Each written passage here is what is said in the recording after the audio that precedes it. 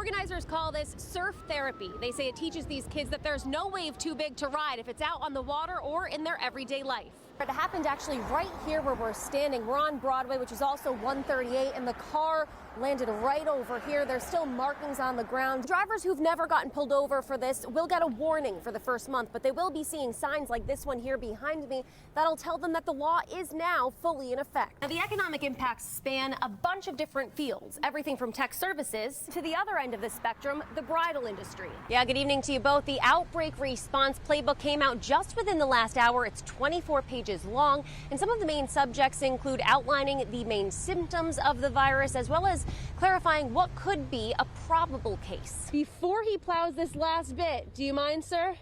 Is he giving me the okay? All right, I'm getting the okay. I've been dying to do a snow angel all morning, so if you guys don't mind, I'm going to hand it off to here. I'm jumping in. You're doing snow angels. Connor's here. making snowmen. There she goes. I love it. Now, during the day, no part of the Industrial Trust building is lit. But when night falls, we've seen a recent resurgence in that lantern at the top of the building. Now, for retailers reopening, that number is doubling. Stores will only be able to have one customer in for every 300 square feet, which looks more like this. So how does the registration site work, and how long does that online registration take? Well, that's something that we wanted to dive into to show you so that you're prepared. So we've got our stopwatch that we're going to start right now and jump right in. First, you head to vaccinateri.org. This screen will pop up. You can hit Find a Clinic, and it takes you right to this page. Scroll down to the site you want to go to and the date you want to book on. Hit Sign up for a COVID-19 vaccination, and this is where the process begins. Now, I'm not eligible just yet to sign up for the vaccine, but I can put all of my information here and go through this process to show you just how long it takes. We all know our date of birth when we're born, but we don't know when our date of leaving it was going to be. This is Jasper Williams, and for him, his last days would come in 2016. December 10th, I received a phone call that my son was stabbed 18 times. The 24-year-old was killed outside his apartment in East Providence after getting into an argument with someone he knew. Jasper was an athlete. He was very sociable. Wasn't the perfect kid, but he was a good kid. And he was an organ donor, something his mom, Alicia, didn't know until after he died. Donated 4 of his organs, which was his heart, his kidneys, and liver. Jasper's liver finding its way to someone who needed it, Mark Dupre, who tracked down Alicia Williams. He sent me a Christmas card and he said to me, thank you for giving me a second chance at life. From there, a special connection formed, monthly conversations, and a newfound friendship between Alicia and Mark's wife, Kim. But that second chance at life would last just 4 more years for Mark. He and Kim were murdered in their home on Main Street in Manville on January 14th.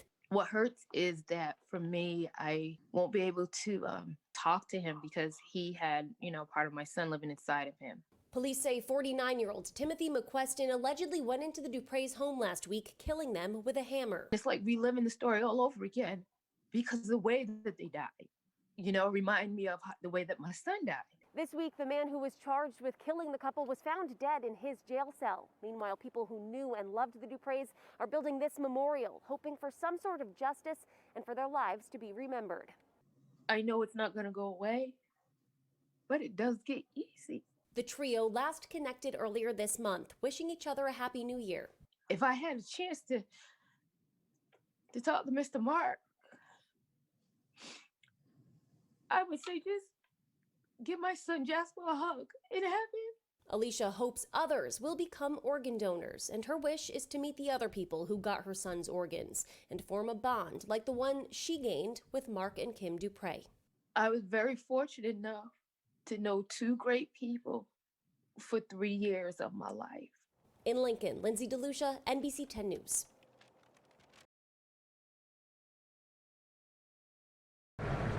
Security in full swing outside the State House, surrounding businesses boarded up in cautious anticipation. It's really weird. Providence resident Michelle Duncan says the extra security measures give her peace of mind. I mean, I think they have to be taken seriously. I'm glad the security is here. Yeah, I'm glad they're taking it seriously. Every state police agency, Capitol Police Agency, is planning for an event that hopefully does not occur.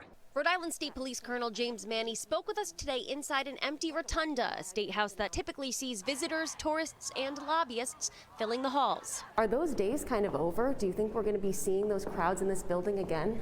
Well, I think COVID had a major impact on the operations of the State House. And while he thinks we'll eventually go back to normal, the goal of this security detail is to keep the peace after the FBI warned of threats of violence at capitals across the country. There are no credible threats to Rhode Island. Would you say that you are just as well secured in this event as you would be if there were to be a credible threat to the state? Absolutely. We live in a democracy, and a democracy is as a whole, is a tough thing to guard, because we're open. We have our facilities are open, our buildings are open. So how do they secure a building like this? The entire building is of importance. If there's a breach point, or there's a point that someone could get in, then it makes the entire building not safe. So it starts on the outside and it goes on the inside. Every nook of the sacred State House building guarded, even as typical work will resume tomorrow.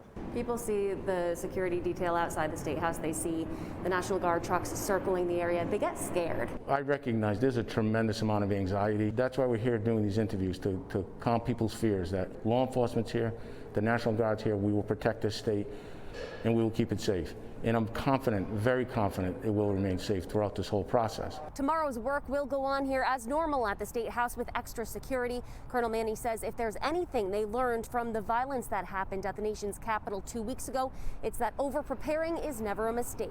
Reporting in Providence, Lynzi DeLuccia, NBC 10 News.